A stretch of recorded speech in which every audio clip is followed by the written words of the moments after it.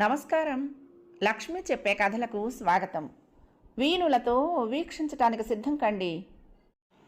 ప్రియ సఖులు, ఇప్పుడు మనం ప్రముఖ రచయిత్రి శ్రీమతి తనికెళ్ల కళ్యాణి గారు రచించిన ఎదురీత అనే నవలను ధారావాహికంగా విందామండి. ఈ నవల జనవరి 2012లో స్వాతి మాసపత్రికలో అనుబంధ నవలగా ప్రచురింపబడింది. ఇప్పుడు మొదటి భాగం వినేసేద్దామండి. ప్రభాత సమయం. బాలభానుడు లోకాన్ని చైతన్యవంతం చేస్తున్నాడు. చల్లటి గాలి, వికసించిన కుసుమాలు ఆ ఇంట్లోని వారికి సువాసనలు పంచుతున్నాయి. తోటలోకి వచ్చిన సమీర తనను తాను మరచి మొక్కల వైపు చూస్తూ ఉండిపోయింది. పూల వాసలు తెలుసును ఎంకికి అని నండూరి వారు అన్నట్లు తోటలోని పూలు ఆమెను తమ దగ్గరకు రమ్మనమని పిలిచాయి. అటు నందివర్ధనాలు, ముద్ద మందారాలు, రకరకాల గులాబీలు, ఇటు ఎరుపు తెలుపు రేఖ మందారాలు, తెల్ల సంపంగలు, ఎరుపు పసుపు కనకాంబరాలు, వాటి పక్కగా రాత్రి కొన్ని కోయగా మిగిలిన సన్నజాజులు అందం సువాసన కలగలుపుకొని కనువిందు చేస్తున్నాయి. సమీర అంతలోనే తెప్పరిల్లి పూలను సున్నితంగా కోయటానికి నడిచింది. పూజకు కావలసిన మందారాలు, నందివర్ధనాలు సజ్జనిండా కోసుకొని ఇంట్లోకి నడిచింది. లక్ష్మి వస్తే కనకాంబరాల కోసం మాల కడుతుందిలే అనుకుంది. పూలతో అలంకరించబడిన దేవుడి పటాలు, వెండి కుందులతో దేదీప్యమానంగా వెలుగుతున్న దీపాల మధ్య సమీర తృప్తిగా పూజ చేసుకుంది. పాలు పళ్ళు నైవేద్యం పెట్టి మంత్రపుష్పం చదువుకుంది. ఉదయం సమయంలో మృదు మధురంగా వినిపిస్తున్న తల్లి స్వరాన్ని చదువుకుంటున్న ధీరాజు దుప్పట్లోనే ఇంకా పడుకుని అటు ఇటు దొర్లుతున్న హేమంత్ ఆసక్తిగా వింటున్నారు. భగవంతుడా, నా వాళ్ళందరూ సుఖ సంతోషాలతో ఉండాలి. అందరూ దీర్ఘాయుష్మంతులై ఆరోగ్యవంతులై ఉండాలి. నా జీవితం ప్రశాంతంగా నా భర్త పిల్లల మధ్య ఇలాగే సాగిపోవాలి. నన్ను నా ఇంటిని కాపాడు తండ్రి అంటూ మనసారా దేవుణ్ణి వేడుకుంది. ఆమె పూజా కార్యక్రమం పూర్తి చేసుకుని వచ్చేటప్పటికి కొడుకులిద్దరూ బ్రష్ చేసుకుని వచ్చేశారు. నుదుటిపై ప్రకాశిస్తున్న కుంకుమ బూటుతో, శంఖం లాంటి అందమైన కంఠంపై మెరుస్తున్న చందనము విభూతితో, పొడవైన కేశాల మధ్య భక్తితో ధరించిన దేవుడి పుష్పంతో తల్లి రూపం వారికి తృప్తిని కలిగించింది. గుడ్ మార్నింగ్ బంగారు తండ్రులు. సమీర నవ్వుతూ కొడుకులకు శుభోదయం చెప్పింది. వాళ్ళు మాట్లాడుతూ ఉంటే గబగబా వాళ్లకు హార్లిక్స్ కలిపి తెచ్చింది. వాళ్ళు బలవంతం చేయటంతో తను కలిపి తెచ్చుకుంది. ముగ్గురు సరదాగా మాట్లాడుకుంటూ ఉంటే మనోహర్ నిద్రలేచి వచ్చాడు. తండ్రి అన్నా తల్లి అన్నా వాళ్ళకెంతో ప్రేమ. మనోహర్ కాఫీ తాగుతూ ఉంటే కబుర్లు చెప్తూ కూర్చున్నారు పిల్లలు. సమీర చేసిన అలవాటు అది. కాఫీ దగ్గర, టిఫిన్ దగ్గర, రాత్రి భోజనాల దగ్గర అందరూ కలిసి కూర్చోవలసిందే. ఉదయం భోజనానికి కలవటానికి అవ్వదు. ఒక్కొక్కరిది ఒక్కొక్క టైం. ఆదివారం అంతా సరదాగా కలిసి గడుపుతారు. సమీరకు ఆ ఇల్లు తండ్రి కొనిచ్చాడు.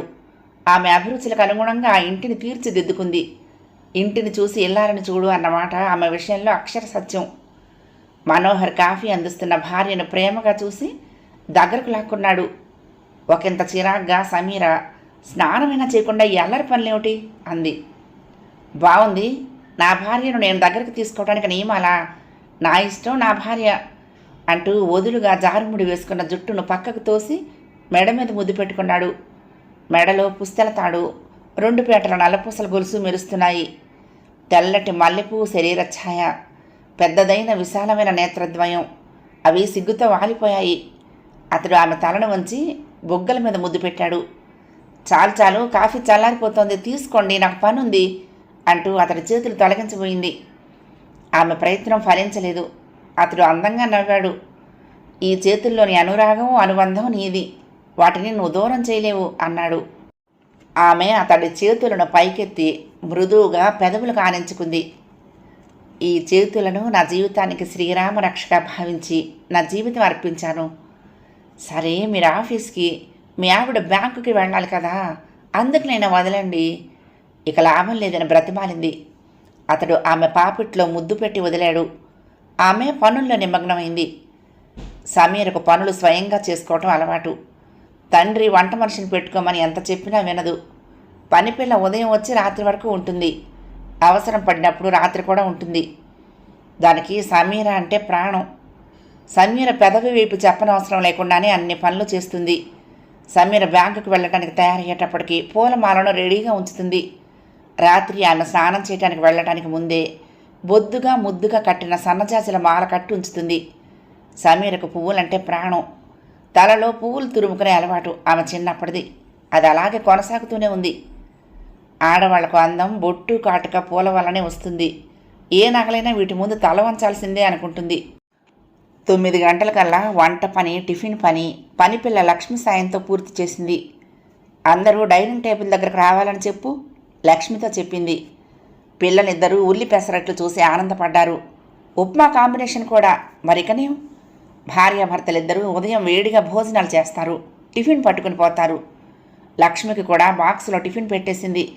అది బట్టలు ఉతకడం అయ్యాక తింటుంది. పిల్లలు మధ్యాహ్నం ఇంటికొచ్చి భోజనం చేసి వెళ్తారు. వారికి ఎటువంటి శ్రమ లేకుండా అన్ని డైనింగ్ టేబుల్ మీద హాట్ బాక్సుల్లో అమర్చి ఉంచుతుంది.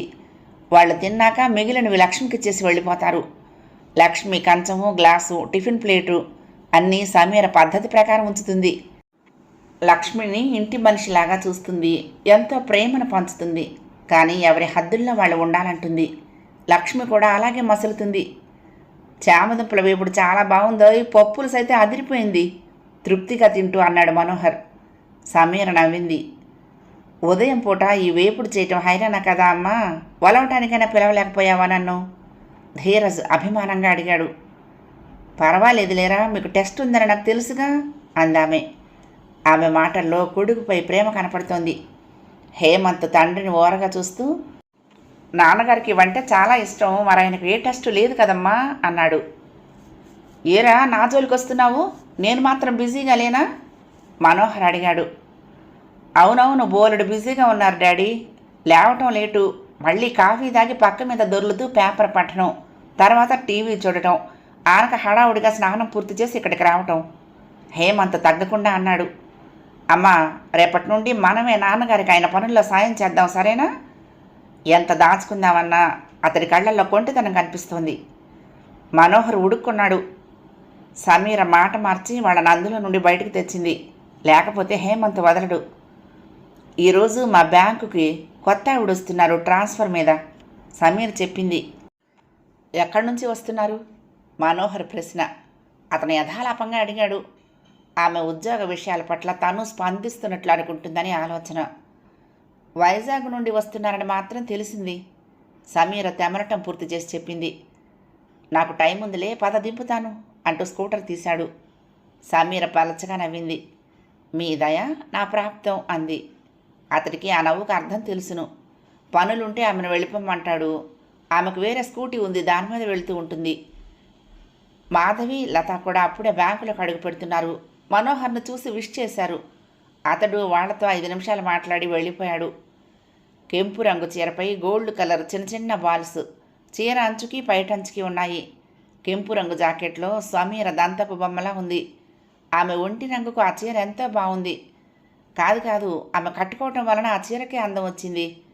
ఓ సమీరా, ఈ చీరలో నువ్వు అద్భుతంగా ఉన్నావు, చూస్తే నా దిష్టే నీకు తగిలేలా ఉంది ఆరాధనగా మాధవి అర్మోడ్పు కాళ్లతో చెప్పింది. ఆవిడ కట్టుకున్నారు కనుక చీరక కళ్ళొచ్చింది. అదే నేను కట్టుకుంటేనా దాని అందం పోయేది, లత నిజాయితీగా అంది. లత నలుపుగా ఉంటుంది, ఆ అమ్మాయికి అదొక దిగులు. సమీర మనస్ఫూర్తిగా అంది. లత, నువ్వు చాలా కళగా ఉంటావు, నీ కళ్ళు నవ్వు ఎంత బాగుంటాయో తెలుసా, మధుని అడుగు కావాలంటే అంది. సమీరకు ఎవరు బాధపడినా నచ్చదు. దానికి ఎన్నిసార్లు చెప్పినా అంతే సమీరా, నా చామన చాయ రంగు కంటే దాని కలరే బాగుంటుంది, ఈ ఆకుపచ్చ నలుపు కాంబినేషన్ డ్రెస్సులో ఎంత బాగుంది, మాధవి అభిమానంగా అంది. సమీర నవ్వుతూ అంది. భగవంతుడు మనకిచ్చిన రూపాలివి, మన తృప్తే మనకు అందాన్ని, హుందాతనాన్ని, గౌరవాన్ని ఇస్తుంది. పదండి, బియ్యం గారి దగ్గరికి వెళ్దాము. ఆమె మాటలు వింటూ కదిలారు. మేనేజర్కి వీరు ముగ్గురు అంటే ఎంతో గౌరవం, అభిమానం. స్టాఫ్లో ముందుగా వస్తారు, డ్యూటీ చురుగ్గా బాధ్యతగా చేస్తారు. ఎంత రద్దీ ఉన్నా ప్రశాంతంగా పనిచేస్తారు, పొరపాట్లు ఉండవు. బ్యాంక్ జాబ్స్ కత్తి మీద సాము లాంటివి, డబ్బుకు సంబంధించినవి.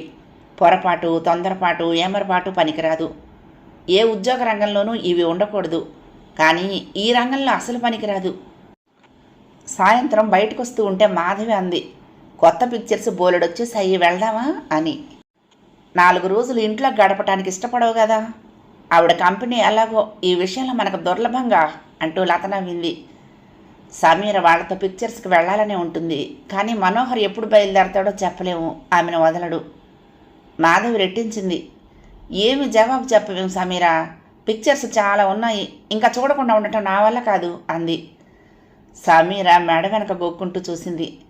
ఎలా చెప్పటం, భర్తకు వీలవుతుందో అవదో. దూరం నుండి మనోహర్ వస్తూ కనిపించాడు. లత మాధవిని చూసి కళ్ళెగరేసింది. ఇద్దరూ నువ్వు చెప్పు అంటే నువ్వు చెప్పు అనుకున్నారు. మనోహర్ పర్సనాలిటీ అలాంటిది. పొడుగ్గా, దానికి తగ్గ శరీర దారోగ్యంతో ఉంటాడు. అతడి గంభీర విగ్రహం చూస్తే ఎవరికైనా నోటి నుండి త్వరగా మాట రాదు. మనోహర్ భార్యను చూసి చిన్నగా నవ్వి లేట్ అయ్యానా అన్నాడు. ఆమె లేదన్నట్లు తల ఊపింది. ఇక వెళ్దామా? సమీర ఫ్రెండ్స్ వైపు చూసి బయలుదేరింది. అతడు కూడా వాళ్ళకి చెప్పి కదిలాడు. వాళ్ళు వెళ్ళగానే మాధవి గొంతు విప్పింది. చూసావా, మనతో రావటం సమీరకి ఇష్టం లేదు, ఉంటే అతన్ని అడగాలి కదా. లత నవ్వింది. బాగుందే నిందారోపణం, ఆయనంటే నీకు భయం, ఏది అడగలేవు, ఆవిడెందుకు అనుకోవటం? మాధవి నసిగింది. కొందరు ఆకారాలు అంతేనే, మనల్ని మాట్లాడనీవు. అయితే మనమేం చేస్తాము, మనం వెళ్దాము, లత స్థిరంగా అంది. అలాగే, కానీ నా మనసు ఏమిటో తెలుసా, తనను కూడా కలుపుకొని ఆనందించాలని. ఒకటి చెప్పనా, సమీర్ కంపెనీ మనసుకు చల్లని గంధంలా అనిపిస్తుంది అంది మాధవి. ఆ మాటలు ఆమె మనసుల నుండి వచ్చాయని లతకు తెలుసు. ఇద్దరూ సమీర ఆలోచనలతో ఇంటిదారి పట్టారు. ఈరోజు ఏదైనా పిక్చర్ చూద్దామా అడిగింది సమీర. మనోహర్ కళ్ళు చికిలించాడు. ఏమిటి వింత, ఎప్పుడు నేను రమ్మని బ్రతిమలాడటం, తమరు ఎలాగో ఒప్పుకోవటం రివర్స్ అయిందేంటి అన్నాడు. సమీర ఫ్రెండ్స్ కోరిక చెప్పింది. అతను వెంటనే నవ్వేశాడు. బాప్రే, మీ కోలీగ్స్తో కలిసి వెళ్ళటమా? మీ మాధవ్ గారి నోరు అస్సలు మూతపడదు, ఆ వాగ్దాట నేను భరించలేనమ్మా అన్నాడు. సమీర కినుకుగా చూసింది. తను మీలాగానే మాట్లాడుతుంది, మీ వలన తనను అలవాటు పడ్డాను అంది. అమ్మా, ఏమిటో అనుకున్నాను, గడుసు దానివే. చూడు, నాకు ఇంట్లో అయినా బయట అయినా నీతోనూ పిల్లలతోనూ మాత్రమే గడపాలని ఉంటుంది ఆమెను తదేకంగా చూస్తూ అన్నాడు. నిజం చెప్పనా, ఇది మన ప్రపంచం, ఇందులో ఎవ్వరికి స్థానం కల్పించాలనిపించదు. బాగుంది, ఫ్రెండ్స్కి కూడా కొన్ని సరదాలు ఉంటాయి కదా, ఎప్పుడు గిరిగీసుకొని ఉంటానని వాళ్ళు చిన్నపుచ్చుకుంటున్నారు నెమ్మదిగా అంది సమీర. అతడు భుజాలు ఎగరేశాడు. అనుకొని వాళ్ళ గురించి మన ఆనందం తక్కువ చేసుకుంటావా? నిజం చెప్పనా, పిల్లల్ని కూడా మన ఇద్దరి మధ్యకు రానికూడదనిపిస్తుంది అన్నాడు. సమీర విస్తుపోయింది. పిల్లలు తమ ప్రేమ చిహ్నాలు. ఒక విధంగా చెప్పాలంటే పిల్లలు పుట్టాకే భార్యాభర్తల బంధం మరింత పటిష్టమవుతుంది. తన భర్తవన్నీ విపరీతమైన భావాలు అనుకుంది. ఏయ్, నా గురించి కదూ నువ్వేదో అనుకుంటున్నావు, నా భావాలు నా ప్రేమ అంతే, మన ప్రపంచం అంటే నాకు అంత ఇష్టం అనుకో సూటిగా అన్నాడు మనోహర్. ధీరజ్ వస్తూనే అమ్మా ఇవాళ సినిమాకి పోదామా అంటూ అరిచాడు. సమీర పక్కుమని నవ్వింది. హేమంత చిరాకుగా, నాకు నీ ప్రపోజల్ ఇష్టం లేదురా, ఎక్కడికి వద్దు, ఇంట్లోనే ఉందాం అన్నాడు.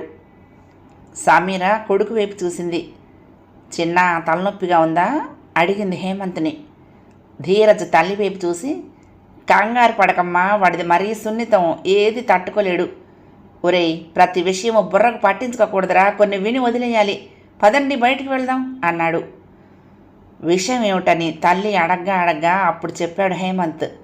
ఫణి లేడమ్మా, వాళ్ళ నాన్నగారు ఆఫీస్లోని అమ్మాయితో తిరుగుతున్నారట, వాళ్ళ ఇంట్లో గొడవలు జరుగుతున్నాయి చెప్తున్న హేమంత్ కళ్ళల్లో సన్నటి నీటి పొర. సమీర తెల్లబోయింది. మొహం కడుక్కుని తువ్వాలతో తుడుచుకుంటూ వచ్చిన ధీరజ్ తల్లిని చూసి తమ్ముడిని కసిరాడు. ఏంట్రా, అన్ని విషయాలు అమ్మకు చెప్పటమేనా, నీకు అసలు బుద్ధి లేదు అన్నాడు. సమీర అడగలేక అడగకుండానే ఉండలేక, పాపం వాళ్ళ అమ్మగారు ఎలా అంది. అదేనమ్మా, వాళ్ళ అమ్మగారు ఒకటే ఏడుపు, ఆయన వినటం లేదు హేమంత్ అదే బాధతో చెప్పాడు. మనోహర్ కొడుకు వైపు కోపంగా చూశాడు. ఏంట్రా, అంత పనికి మాలిన ఫ్రెండ్స్ ఏంటి నీకు, వాళ్ళతో తిరగటమే కాకుండా వాళ్ళ గొడవలు కూడా ఇంటికి తెస్తావు. సమీ, నువ్వు వెళ్ళు, త్వరగా తేమలండి, పిక్చర్కి పోదాం అన్నాడు. సమీర వెంటనే వద్దండి, చిన్న సరదాగా ఉన్నప్పుడు వెళ్దాం అంది. ధీరజ్ తమ్ముడి వైపు మిర్రిమిర్రి చూశాడు. తల్లి మనసు ఎంత మృదువైందో తెలిసినవాడు ఇవన్నీ ఎందుకు చెప్పాలి అనుకున్నాడు. మనోహర్ ఒక నిర్ణయానికి వచ్చాడా, వెనక్కు తిరగడు. చివరికి అతడి మాట ప్రకారం అందరూ కదిలారు. లత హాల్లోకి వస్తున్న సమీర కుటుంబాన్ని మాధవికి చూపించింది. మాధవి మొదట సంతోషపడినా మూతి బిగించింది. సెగలోంచి పొగలో వచ్చి పడ్డావురా. హేమంత్ వీళ్ళని చూసి గొణిగాడు. ధీరజ్ మర్యాదగా వాళ్ళను పలకరించాడు. లత ఆనందంగా సమీర కుటుంబాన్ని చూసింది. మాధవి చేతి మీద సున్నితంగా కొట్టి అంది సమీర. ఇక నటించడం చాలు, మీ గురించే పట్టుబట్టి మా వాళ్ళను బయలుదేరదీశాను అంది. మాధవి ఆమెను నమిలి మింగేసేలాగా చూసింది. తన అన్న దాంట్లో తప్పేమిటో సమీరకు తెలియలేదు. లతకు అర్థమైంది. మాధవి కినుకగా, నా చెవిలో పొద్దుతిరుగుడు పువ్వు పెడుతున్నావా అంది. హేమంత్ పకాలను నవ్వాడు. అమ్మ వాళ్ళింత పెద్దవాళ్లే ఉండి కూడా వీళ్ళు తమ భాష మాట్లాడుకుంటున్నారు అని. నాకు ఫోన్ అయినా చేసి మేము ఏ పిక్చర్కి వస్తున్నామో అయినా కనుక్కోకుండా అంత అబద్ధం ఆడతావా? మీ అంతటి మీరు వచ్చారు, మా అదృష్టం వల్ల మేము కలిసాము అంతే అంది మాధవి. సమీర పట్టుబడిన దానిలాగా చూసింది. అందరూ సరదాగా సినిమా చూస్తున్నారు. మాధవి గలగల తన పక్కన కూర్చున్న సమీరతో మాట్లాడుతూ ఉంటే మనోహర్ తల తిప్పుకున్నాడు. తనొక పెద్ద ఇడియట్. భార్య వద్దన్న ఆ సినిమాకి తీసుకొచ్చి ఈ పరిస్థితిని తన చేతులారా కొని తెచ్చుకున్నాడు. మాధవి భర్త రామకృష్ణ మెడికల్ రిప్రజెంటేటివ్. నెలలో సగం రోజుల క్యాంపులోనే ఉంటాడు. వాళ్ళకు ఒకే అమ్మాయి. ఇప్పటి కాలంలో ఆడైనా మగైనా ఒకరు చాలు అంటుంది మాధవి. మాధవికి మరొక కొడుకు పుడితే చూడాలని ఆమె అత్తమామలకు ఉండేది. మాధవి వినకుండా ఆపరేషన్ చేయించుకుంది. మీరు మా దగ్గర ఉండరు, సొంత ఊరు సొంత ఇల్లు అంటారు, మీ అబ్బాయి ఊళ్ళు పట్టుకొని తిరుగుతారు, 2 పిల్లలతో నేను పడొద్దా అంటూ వాదించింది. తనకేం కావాలో మాధవికి తెలుసు. అలాగే బతుకుతుంది. ఏ విషయంలోనూ మొహమాట పడదు. సమీర ఆమెతో, పాప ఒంటరిదవదా, మరొక ఛాన్స్ చూడాల్సింది. మన పెద్దవాళ్ళు ఒక కన్ను కన్ను కాదు, ఒక బిడ్డ బిడ్డ కాడు అంటారు. 2 ఉంటే ఒకరికి ఒకరు తోడుగా ఉంటారు కదా అంది. నా మొహంలే, 2 ఉండి పెద్దయ్యాక ఒకరంటే ఒకరికి పడక కొట్టుకు చచ్చేవాళ్ళు, మొహాలు చూసుకొని వాళ్ళు ఎందరు లేరు అంటూ మాధవి వాదించింది. ఆ వాదనతో సమీర కూడా ఏకీభవించింది. మర్నాడు మాధవి నోటి నుండి అన్ని సినిమా కబుర్లే. మాధవికి సినిమా నచ్చిందా, దాని గురించి మళ్ళీ సినిమా చూసే వరకు మాట్లాడుతూనే ఉంటుంది. క్యాషియర్ నవ్వుతూ, మీ వల్ల నిర్మాతలకు నటీనటులకు బాగా లాభం, మంచి అడ్వర్టైజ్మెంట్ మీరు అన్నాడు. బాబు, ఈ మాటలు అసలు వాళ్ళ చెవిని వేసి నాకేదైనా లాభం చేకూర్చుదురు అంది. మాధవిలో ఉన్న విషయం అదే. ఏ విషయమైనా ముక్కుసూటిగా మాట్లాడుతుంది. అందరితో ఫ్రెండ్లీగా ఉంటుంది. కల్పన లంచ్ అవర్లో వీళ్ళ దగ్గరకు వచ్చింది. ఏమండి, కొత్తగా వచ్చిన వాళ్ళని మీతో కలుపుకోరా నవ్వుతూ అంది. మ్యామ్, మీరు మేనేజర్ గారి రూమ్లో మాట్లాడుతున్నారు కదా అని పిలవలేదు చెప్పింది లత. కల్పన అకౌంటెంట్గా ట్రాన్స్ఫర్ అయి వచ్చింది. తమకంటే హోదాలో ఎక్కువ. అందుకే మర్యాదగా పలకరించి వచ్చేశారు. ఉద్యోగం వేరు, మన స్నేహాలు వేరు. యామై రైట్ అంది కల్పన. అవును మ్యామ్, రండి కూర్చోండి. మాధవి స్వీట్ ఆఫర్ చేసింది. కల్పన నుదుట నల్ల స్టిక్కర్ ఉండటం, ఒక చేతికి 4 బంగారు గాజులు, మరొక చేతికి వాచి ఉండటం వాళ్ళ దృష్టిని దాటలేదు. సమీరను చూస్తూ కల్పన, మీరు నాకు బాగా నచ్చారు అంది. సమీర ఇబ్బందిగా చూసింది. అందంలోనా మాధవి అడిగింది. అందము ప్లస్ ఆమె కామ్ గోయింగ్ ప్రవృత్తి తడుముకోకుండా చెప్పింది కల్పన. ఆఫీసుల్లో బ్యాంకుల్లో అంతా ఇలాగే ఉంటాం కదా లత అంది. మన మాధవ్ గారు అలా కాదు కదా కల్పన ఎదురు ప్రశ్నించింది. టైం అవ్వటంతో అంతా అక్కడి నుండి కదిలారు. సాయంత్రం కలిసినప్పుడు మాధవి అంది, కల్పన గారు ఆవులిస్తే పేగులు లెక్కబెట్టే బాపతలా ఉన్నారు, జాగ్రత్తగా ఉండాలి అంది. ఆవిడతో మనకేమిటి, మన డ్యూటీ మనం చేస్తాము ధీమాగా చెప్పింది లత. మనోహర్ సమీర కోసం వచ్చినప్పుడు 4 రోజుల తర్వాత జరిగింది ఆ సంఘటన. ఎవరో తరుముతున్నట్లు కల్పన బయటకు వచ్చింది. సమీర స్కూటర్ మీద కూర్చోబోతూ ఉండగా వచ్చింది. సమీర గారు, మీ వారిని నాకు పరిచయం చేయరా అంది కల్పన నవ్వుతూ. మాధవి లత ఆశ్చర్యంగా చూస్తున్నారు. సమీర కిందకు దిగి, సారీ మ్యామ్ అంటూ ఆమెను తన భర్తకు పరిచయం చేసింది. మనోహర్ నమస్కారం చేశాడు. అతడు అడగకుండానే కల్పన తన వివరాలు చెప్పింది. పల్చగా నవ్వుతూ అంది, నా జీవితం ఒక వ్యధ. మనసు మరుల్చుకుందుకు ఇక్కడికి ట్రాన్స్ఫర్ పెట్టుకుని వచ్చాను. ఓకే, మీకు ట్రబుల్ ఇచ్చాను, వెళ్ళిరండి అంది. సమీర మనోహర్ వెళ్ళిపోయారు. భలే విచిత్రమైన వ్యక్తి అండి ఆమె. మా ఫ్రెండ్స్ మధ్య కూడా ఇలాగే సడన్గా వచ్చేస్తుంది త్రోవలో అంది సమీర. పోనిద్దు, ఆమె నేచర్ అంతే కామోసు, నీ పని నువ్వు చూసుకుని వచ్చాయి అన్నాడు మనోహర్ తేలిగ్గా. సమీర కూడా మనసులో అలాగే అనుకుంది. కానీ మాధవి లతలు మాత్రం చిరాకు పడ్డారు. పని లేకపోతే సరే, వాళ్ళ ఆయన పరిచయం ఈవిడికెందుకు? మర్నాడు బ్యాంకుకు వెళ్ళినప్పుడు మెరుస్తున్న కళ్ళతో కల్పన చెప్పింది, సమీర, మీ వారు నాకు బాగా నచ్చారు అంది. సమీరకు ఆమె మాటలు వింతగా అనిపించాయి. అంత నిర్మోహమాటంగా పరాయి పురుషుడి గురించి ఒక స్త్రీ మాట్లాడటమా? మీకు ఆ లెక్కన మా సమీర ఇంకా బాగా నచ్చాలి. ఎందుకంటే ఆయన మెచ్చుకుని ఇష్టపడి జీవితంలోకి ఆహ్వానించుకున్న అరుదైన వ్యక్తి మా సమీర. మాధవి జంకు గొంకు లేకుండా అంది. లత నవ్వుతూ, మ్యామ్, కొన్ని మాటలు చెప్పకుండా మనసులో మాత్రం అనుకుంటే బాగుంటుందేమో. ఎందుకు లతగారు? చంద్రుడు అందంగా ఉంటే చందమామ బాగుందనుకోమా? వెన్నెల బాగుంటే అనుకోమా? ఇది అంతే. అందాన్ని మెచ్చుకోవటం తప్పేమీ కాదు సమర్థించుకుంది కల్పన. కల్పన ముక్కుసుటి మనిషి అనుకున్నారు వాళ్ళు.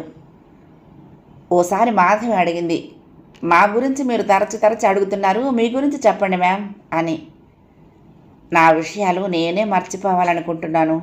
ఆ చీకటి బ్రతుకు గురించి చెప్పటం వృధా. కల్పన నిస్పృహతో అంది. లత జాలిగా చూసింది. మీకు అర్థం కాలేదా? నేనొక వీడోని. నా జీవితం అన్యాయం అయిపోయింది. నన్ను మీలో ఒకదాన్ని చేసుకుంటే నా బాధ కొంతైనా తగ్గించిన వారవుతారు. కళ్ళల్లో నీళ్లు సుడులు తిరుగుతూ ఉంటే అంది కల్పన. మ్యామ్, బాధపడద్దు, మిమ్మల్ని ఏమీ అడగం. మీకు మనసు తేలికవుతుందన్నప్పుడు మీరే చెప్పచ్చు అంది లత. ఆమె వాళ్ళ సహృదయతకు తృప్తి చెందింది. ఒక బాధాతప్త హృదయాన్ని గాయపరచకూడదని వాళ్ళు అనుకున్నారు. సమీర భర్త వైపుకు తిరిగి పడుకుంటూ, చూసావా, నేను అనుకున్నట్లు ఆమె వీడోట. ఆ బాధ తట్టుకోలేక పరిసరాలు మారతాయని ఇటు వచ్చేశారట. తనను కూడా మాతో కలుపుకోమని అంటూ ఉంటారు అంది. అబ్బబ్బబ్బా సమీరా, ఎంతసేపు నీకు మీ వాళ్ళ కబుర్లేనా? చెప్తున్నాను విను. మన బెడ్రూమ్లో బయట ఆడవాళ్ళ విషయాలు ఎత్తొద్దు, మన ఆనందాన్ని పాడు చేయొద్దు అన్నాడు. పిల్లలు చదువుకుంటున్నారు కదా, కాసేపు నెమ్మదిగా కబుర్లు చెప్పుకుందామని. సమీర నసిగింది. ఏమిటి, మీ మ్యామ్ గురించి, మీ ద్వంద్వం గురించి, మీ వాళ్ళ గురించి తప్ప నీకు కబుర్లు ఉండవా? అతను ఉడుక్కున్నాడు. ఆమె అమాయకంగా అంది. మరి వాళ్ళ దగ్గర కూడా మీ గురించి, మన పిల్లల గురించి చెప్తాను కదా, అలాగే ఇక్కడ కూడాను. అతడు ఆమెను చుట్టేసి ఉక్కిరి బిక్కిరి చేశాడు. వద్దు సమీ, ఈ గదిలో, నా సన్నిధిలో నువ్వు నా గురించే ఆలోచించాలి, నాకే ప్రేమను పంచాలి, సరేనా అన్నాడు. ఏమిటో ఈయన పిచ్చి. ఆయన కన్న పిల్లలు ఆయన తప్ప నాకు వేరే లోకం లేదని ఆయనకు తెలియదా? మీతో ఏమైనా కబుర్లు చెప్పాలని అన్నాను అంతే. నా జీవితంలో మీరు, పిల్లలు తప్ప పరులు లేరు. మిమ్మల్ని విడిచిన బ్రతుకే నాకు నరకం అంది. ఆమె స్వరం కంపించటం చూసి అతడు తనను తాను తిట్టుకున్నాడు. ఆమెను నొప్పించినందుకు బాధపడ్డాడు. సమీ, నువ్వు, పిల్లలు, స్వర్గం లాంటి ఇల్లు చాలు నాకు. ఎంత ఆనందంగా ఉంటుందో తెలుసా? అతడు ఆమెను తన హృదయం పైకి లాక్కొని కులాసగా మాట్లాడాడు. ఆమె అతడి పరిష్వంగంలో తృప్తిగా నిశ్వసించింది. ఆ రోజు మాధవి ఇంట్లో ఫ్రెండ్స్ కల్పన కూర్చుని కబుర్లు చెప్పుకుంటున్నారు. మాధవి వస్తూనే పకోడీలు, పాలకోవా స్వీట్ తెచ్చింది. లత, సమీర ఆమెతో కలిసి వచ్చారు. సమీర మాధవి కూతురుతో కూర్చుని కబుర్లు చెప్తోంది. దానికి సమీర అంటే ప్రాణం. ఆమెతో చాలా సరదాగా ఉంటుంది. సమీర గారు, మీ మాటలన్నీ పాపతోనేనా? మాకు కాసిన పంచొచ్చు కదా. మీరు కంపెనీ ఇవ్వకపోతే ఇక్కడ బోరుగా ఉంది కల్పన పిలిచింది. నాలాంటి వాళ్ళు 100 మంది అయినా మాధవితో సరితూగలేరు కల్పన. నాపై అభిమానంతో మీరు పిలుస్తున్నారు, కానీ ఈ మధ్య పాపను కలవటం, మాట్లాడటం అవ్వలేదు సమీర సంజాయిషిగా అంది. ఆమెతో పాటు పాప కూడా గదిలో నుండి బయటకు వచ్చింది. ఆమె చేతిని వదలలేదు పాప. అమ్మా, మీరు ముగ్గురున్నారు, మాట్లాడుకోవచ్చు కదా, ఆంటీని ఎందుకు పిలుస్తారు? తల్లిని కినుకగా అడిగింది. కాంతి, మరి నాకు నీతో మాట్లాడాలని ఉండదా? మీ ఆంటీని పిలిస్తే నువ్వు కూడా వస్తావని పిలిచాను అంటూ కల్పన ఆ అమ్మాయితో కబుర్లు చెప్పసాగింది. కాంతి సమీర దగ్గరే కూర్చుంది. లత నవ్వుతూ అంది, సమీరకు అమ్మాయిలు లేరు కదా, పాప అంటే చాలా ముద్దు అని. సమీర తను తెచ్చిన డ్రెస్సు పాపకు అందించింది. అది చూసిన పాప మొహం వెలిగిపోయింది. వెంటనే సమీర బొగ్గ మీద ముద్దు పెట్టి, అమ్మ దొంగ, ఇంతసేపు ఇవ్వకుండా దాచావా ఆంటీ అంది. మాధవి నవ్వుతూ వాళ్ళిద్దరిని చూస్తోంది. లత చిరుకోపంగా, అన్నీ ఆంటీకేనా, నాకు లేవా? మీ ఆంటీకి షాపుకు సాయం వెళ్ళింది నేనే, మరి నాకేమీ లేనప్పుడు ఈసారి నేను వెళ్ళనుగా అంది. వద్దొద్దు, ఆంటీ ఒక్కరూ వెళ్ళలేరుగా, మీకు కూడాను. అంటూ పాప లతకు కూడా ముద్దు పెట్టింది. కల్పన తాను తెచ్చిన పళ్ళు ఇచ్చింది. 1 గంట తర్వాత లత వెళ్ళి ఆమెను దింపొచ్చింది. మాధవి అందరికీ మళ్ళీ కాఫీ కలిపి తెచ్చింది. లత కాఫీ తాగుతూ సాలోచనగా చూస్తూ అంది. మాధవి, కల్పన కళ్ళు మామూలుగా లేవు, మీరు గమనించారా? మాధవి నవ్వింది. భృగు మహర్షిలాగా ఆమెకు కాలులో కన్నుందా లేక పరమేశ్వరుడిలాగా నుదుటిన కన్నుందా అంది. లత మూతి ముడిచింది. అబ్బా, ఈ మాత్రం జోక్స్ నాకు వచ్చు. ఆవిడ కళ్ళల్లో ఆకర్షణ ఎక్కువ, అవి ప్లెజెంట్గా లేవు. అలాగే మాటలతో ఎదుటివారిని డామినేట్ చేసే మెంటాలిటీ ఎక్కువ. ఏదేమైనా మనల్ని మాట్లాడనీదు తేల్చింది ఫైనల్గా. నేను ఆమె చేరగానే గమనించాను. మన మటుకు మన దారిలో మనం ఉందామంటే మధ్యలో దూరుతుంది. పైగా మన పై ఆఫీసరు ఏం చేస్తాం? తనంతట తానుగా ఇంటికి వస్తానంటూ ఉంటే ఏం మాట్లాడతాం? చూద్దాం అంది మాధవి. ఏమిటా మాటలు? ఒక అభాగిని మన ముందుకు వచ్చి స్నేహహస్తం అడుగుతూ ఉంటే ఇలా అనుకోవచ్చునా? భర్త అకాల మరణాన్ని ఆమె తట్టుకోలేకపోతుంది. మనం ఆమెను కలుపుకునే వెళ్దాము. సమీర మృదువుగా అంది. మనం ఏమీ కలుపుకొని అవసరం లేదు, ఆమె కలిసిపోతుంది. నేను ఆలోచిస్తున్నది అది కాదు. మా పెళ్లి ఫోటో ఎంతసేపు చూసిందో చూసావా? చూడొచ్చు, కానీ ఆ కళ్ళల్లో అసూయ కనిపిస్తోంది. మాధవ్ చిరాగ్గా అంది. లత అనునయంగా చెప్పింది. సమీర, నువ్వు ఆమెను అంచనా వేయలేదు. అంతా నీలాగా అమాయకంగా ఉండరు అంది. సమీర తేలిగ్గా అంది. మనం సంకుచితంగా ఉండటం మంచిదా? ఆడదానికి ఆడది శత్రువు కాకూడదు. చూద్దాం, ఏ ఆలోచన చెడు వైపుకు చేయకండి.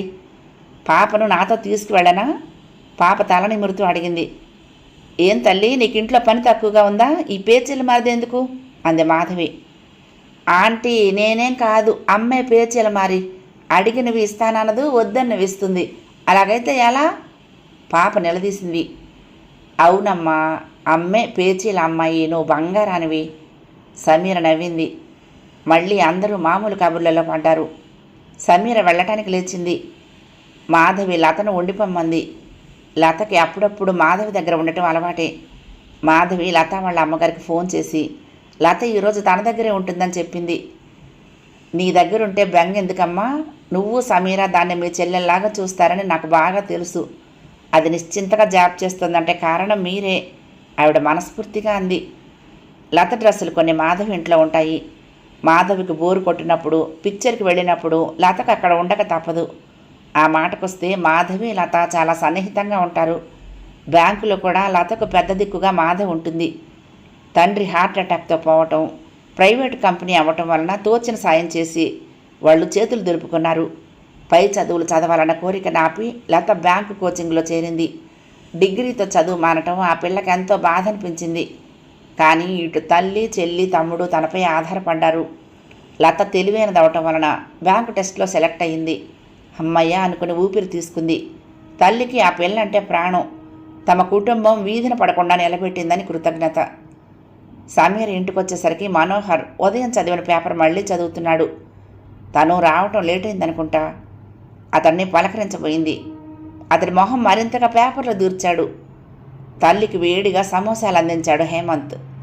సమీర కొడుకుని ప్రేమగా చూసింది. మనోహర్ ఆకలికి ఆగలేడు. అతడికి ఎదురుగా ఉన్న ఖాళీ ప్లేటును చూసేసరికి ఆమెకు శాంతి కలిగింది. ధీరజ్ 2 జిలేబీలు ఇచ్చి అన్నాడు. అప్పుడప్పుడు ఇల్లాలకి ఇటువంటి షికార్లు ఉండాలమ్మా. హేమంత్ నవ్వాడు. ఇల్లాలి ముచ్చట్లు, భర్త అగచాట్లు అన్న టైటిల్తో సీరియల్ రాద్దామనుకుంటున్నానమ్మా. హేమంత్ కంటి చివరల్లో సైతం నవ్వు ప్రతిఫలిస్తూ ఉంటే అన్నాడు. ఈరోజు సాయంత్రం వాడికి మంచి సబ్జెక్ట్ దొరికిందమ్మా. పేపర్ చదవటం ఒక సాకు మాత్రమే. దాని చాటున గేటు వైపుకు మాటిమాటికి చూపులు, వెంటనే మళ్ళీ చూపులు తిప్పుకోవటం, రెపరెపలాడేలాగా పేపర్ని సర్రమని తిప్పటం. ఓహ్, చాలా మ్యాటర్ వచ్చిందమ్మా. ధీరజ్ తమ్ముడికి ఒత్తాసుగా అన్నాడు. మనోహర్ చివాలను కుర్చీలో నుండి లేచాడు. సంతోషించాములే నీ తెలివితేటలకి. ఈ నేర్పేదో మీ చదువులో చూపిస్తే మంచిది అన్నాడు. చేతనైతే మాపై ఎదురుదాడికి దిగాలి. అంతేగాని మాటిమాటికి మేమేదో తెలివి తక్కువ దద్దమ్మలం అన్నట్లు మాట్లాడటం అవతల పార్టీ వారి బలహీనత డాడీ. హేమంత్ కవ్వింపుగా అన్నాడు. తల్లిని చూస్తూ చిరునవ్వుతో చెప్పాడు. అమ్మా, వారానికి ఇలా 3 సార్లైనా ఫ్రెండ్స్ని చూసి వస్తూ ఉండాలి అన్నాడు. ఏమిట్రా మాటలు తోటాల్లాగా అంటున్నావు? వెళ్ళమను. నాకేం, నేను కూడా ఏ క్లబ్లోనో చేరతాను. అప్పుడు ఎవరు ఎవరి కోసం ఎదురు చూస్తారో తెలుస్తుంది. మనోహర్ విసురుగా అంటూ అక్కడి నుండి వేగంగా లేచాడు. అవతలి వాళ్ళు ఓడిపోయిన సమయంలో ఇలాగే పాలాయన మంత్రం చేపిస్తారు. తగ్గకుండా అంటున్న చిన్న కొడుకు పైకి మనోహర్ విసురుగా వచ్చాడు. అమ్మోయ్, నన్ను కాపాడు, ఈయన చేతిలో నా పని వాళ్ళసారి అంటున్న హేమంత్ తల వంచి ముద్దు పెట్టుకున్నాడు మనోహర్. నాన్న, ఇది నాకు లంచమా అని వాడు అంటూ ఉంటే చిన్నగా తల మీద 2 మొట్టాడు. ధీరజ్, సమీర వాళ్ళని చూసి నవ్వారు. సమీ, ఈ వెధవకి ఇన్ని మాటలు తెలివితేటలు ఎలా వచ్చాయంటావు? ఇప్పటికీ మా నాన్నగారు ఎదురుగా నిలబడి ఆయన మొహం చూస్తూ మాట్లాడటానికి నాకు భయం. మనోహర్ నిజాయితీగా అన్నాడు. అదే మీ తరానికి మా తరానికి ఉన్న తేడా నాన్నగారు. మీరు పెద్దవాళ్ళ వెనకాల గొణుగుతారు, గోతులు తీస్తారు. మా తరం నిజాయితీగా నిర్భయంగా ఉంటాం. కాలర్ ఎగరేసి చెప్పాడు హేమంత్. ఫణి రావటంతో అన్నదమ్ములిద్దరూ అటు నడిచారు. మొదటి భాగం సమాప్తం. ప్రియ సఖులు, ఈ కథ మీకు నచ్చితే తప్పకుండా లైక్ చేయండి, షేర్ చేయండి, కామెంట్ చేయండి, సబ్స్క్రైబ్ చేసుకుని నన్ను ఎంకరేజ్ చేయండి. ఉంటానండి. ప్రేమతో లక్ష్మి, కృష్ణా తీరం దుర్గమ్మ సన్నిధానం. నమస్తే.